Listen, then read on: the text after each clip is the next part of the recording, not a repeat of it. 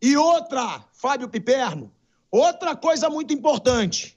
Chega de acreditar no Gabigol. Eu fui um dos imbecis. Eu fui um idiota. Eu adoro quando vem nego, pilhar do seu idiota. Que maravilha. É assim que eu falo com os meus amigos. Eu chamo meus amigos de idiota. Eu chamo de imbecil. Na brincadeira vale tudo. E eu fui, Fábio Piperno, um dos idiotas, para quem gosta de me chamar de idiota, agora é o prato cheio, que acreditou que o Gabigol ainda poderia decidir alguma coisa para o Flamengo. Olha, Pilardo, boa noite à torcida do Flamengo, a todas as torcidas, se é que isso é possível, né? Os caras, enfim, boa noite, por quê, né? Bom, azar o seu que acreditou no Gabigol. Eu não. Aliás, estava até brincando hoje no ar, quando o Gabigol entrou, Pilardo, eu falei pro Nilson César, olha, isso aí é mais ou menos como aquela história do São Sebastião, um dia voltará, né? E aí havia lá aquele mito de que um dia ele vai chegar, um dia ele vai voltar para nos salvar. O torcedor que acredita nisso é um imbecil. Na quinta-feira passada, quando você estava lá ao vivo no Maracanã e aquela galera atrás de você, tinha lá um monte gritando, pô, Gabigol, Gabigol é isso. Esses caras não entendem nada de futebol, são um bando de idiotas e depois vem encher a paciência, inclusive em rede social e tal. Você vê, a direção do Flamengo, que acertou demais, né? Montou um time aí que foi bicampeão do Brasil, campeão da América e tal, elas ganhou duas Libertadores, fez do Flamengo o clube mais rico do país, ela também erra muito. Um dos erros, Pirado, foi exatamente no meio do ano, quando o Gabigol já poderia sair, né? E haviam clubes interessados, querer cobrar a multa correspondente para liberar o Gabigol como se ele fosse reforçar alguém. Olha que mentalidade idiota, que mentalidade também mais, sabe, cartola trazendo esse sebastianismo no futebol. Tinha que liberar na hora, vai abrir espaço, vai abrir fôlego na folha de pagamentos e vai mandar um bonde lá para um adversário, para um rival. Mas não, acharam que isso ia reforçar o rival. Bem feito.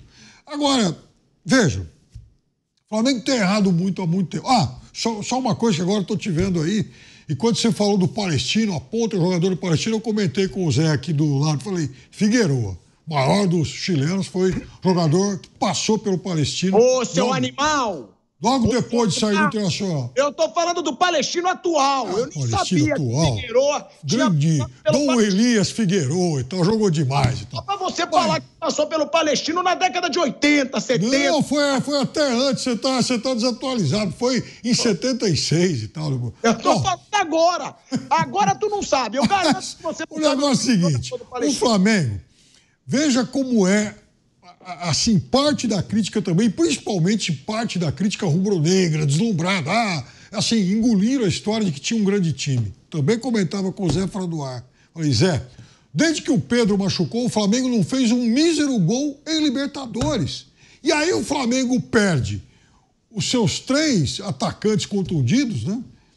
E o Flamengo ainda acha que, afinal de contas, o seu ataque reserva é capaz de ser, por exemplo, um ataque para impor medo num Peñarol. É um time lá certinho e tal, mas é um time que está bem organizado. E vejam, olha uma coisa para dar inveja no Flamengo e outros grandões aqui do futebol brasileiro. Dos 11 titulares do Peñarol que começaram esses 2 jogos, 8, Zé, chegaram nesse ano. Isso é um trabalho muito autoral do Agui. Se o time não é brilhante, é um time retranqueiro, isso é uma outra história. Mas ele fez o que era possível. Juntou um time esse ano, um catadão, veio um do México, um da Europa, um que sobrou não sei aonde e tal.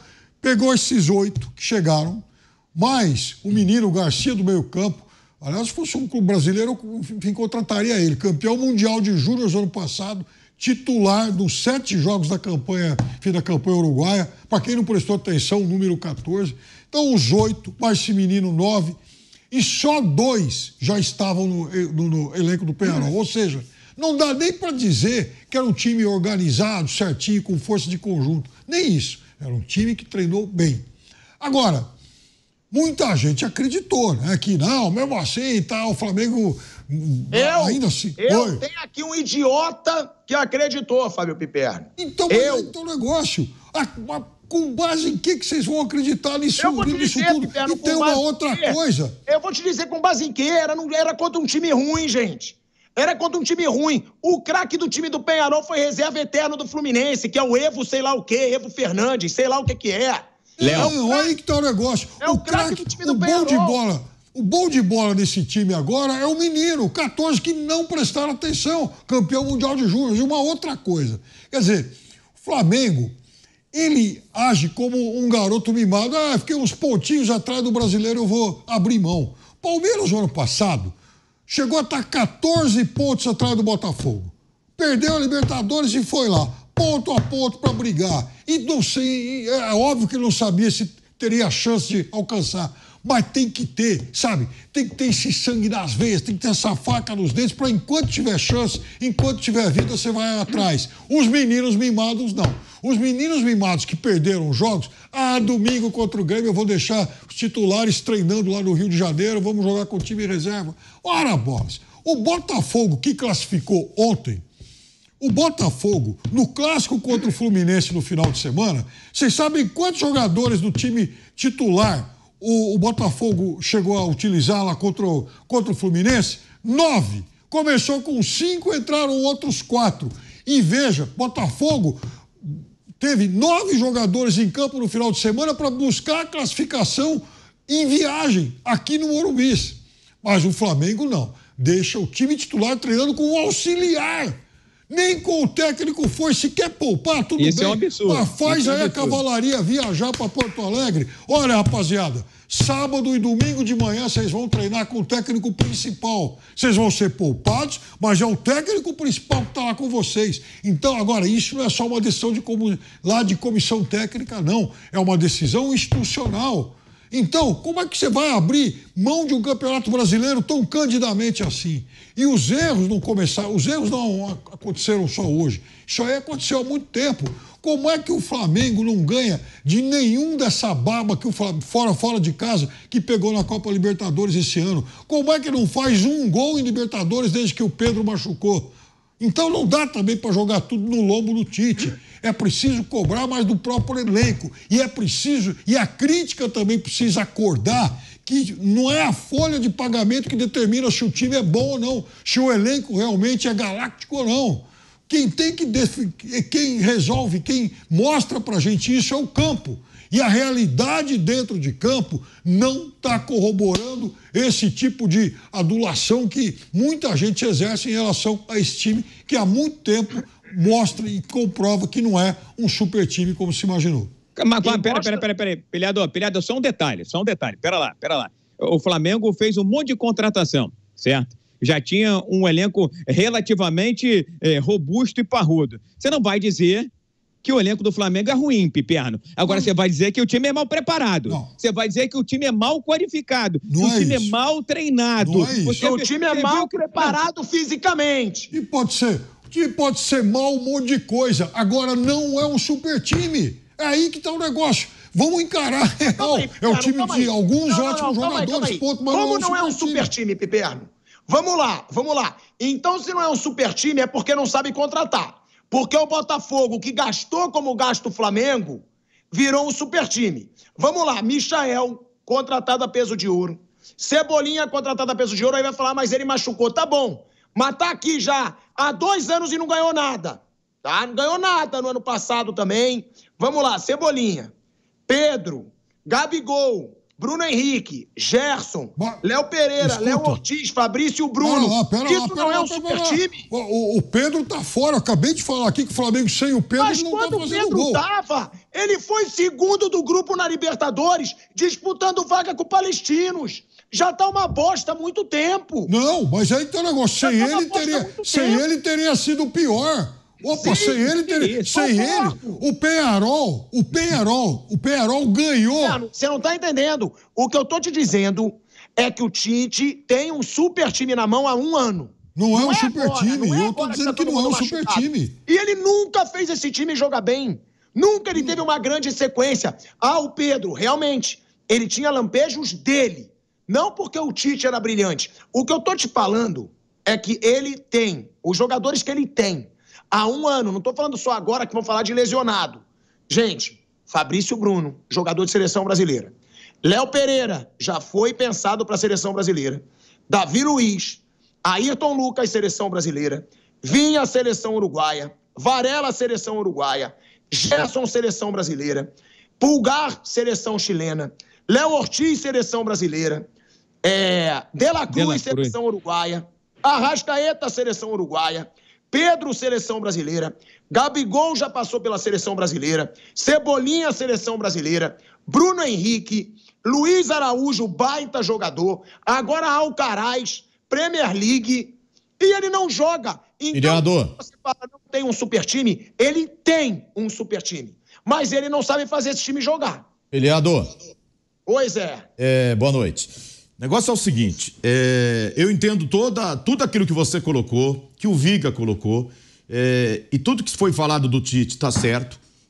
De fato, a sequência do Tite no Flamengo é impossível, a continuidade dele é impossível, é só decidir se é amanhã, antes das finais da Copa do Brasil, depois das finais da Copa do Brasil, se vai esperar contratar outro treinador ou não, se vai esperar a possibilidade do Jorge Jesus, que é a única solução para o Flamengo.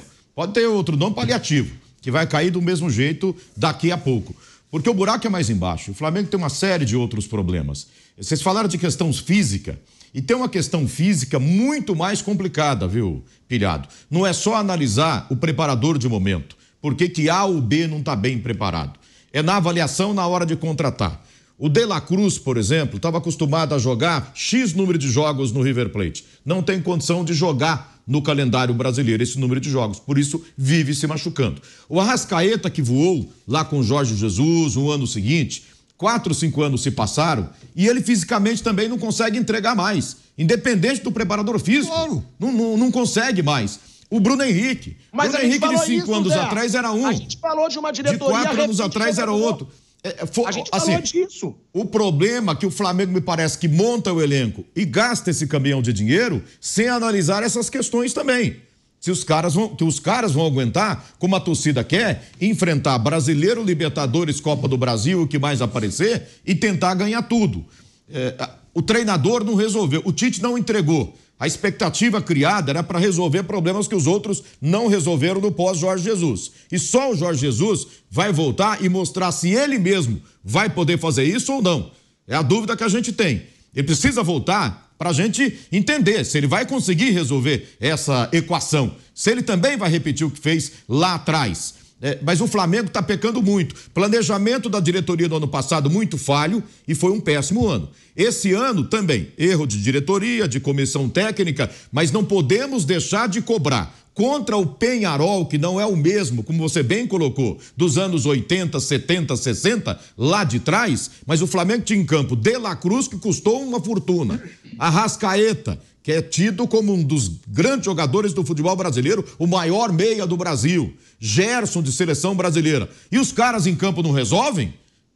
Não resolve. Aí vem Alexandro e não adianta nada. Tudo certo aí, o Tite merece ser criticado, não entregou o que precisava. Mas eu acho que a gente não pode deixar de cobrar também os craques que estiveram dentro de campo e que não entregaram. Do Gerson não, eu acho que ele joga sozinho.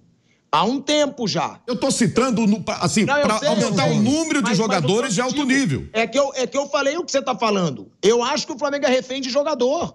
Arrascaeta, Gabigol, Bruno Henrique. Olha a renovação do Bruno Henrique, que vergonha. Um jogador de 33 anos renovar por 3 anos ganhando R$2 milhões por mês. Você sabe qual foi o acerto do Tite hoje? Colocar o Gabigol. Se ele não coloca o Gabigol, a torcida ia estar agora reclamando por que o Tite não colocou. Não ganhou porque não colocou o Gabigol em campo. A melhor coisa que ele fez foi colocar, para mostrar para todo mundo que não adianta mais, né? Não adianta mais, infelizmente. Olha só, eu não quero ser advogado do diabo, não. A bola não chega na área redonda para nenhum.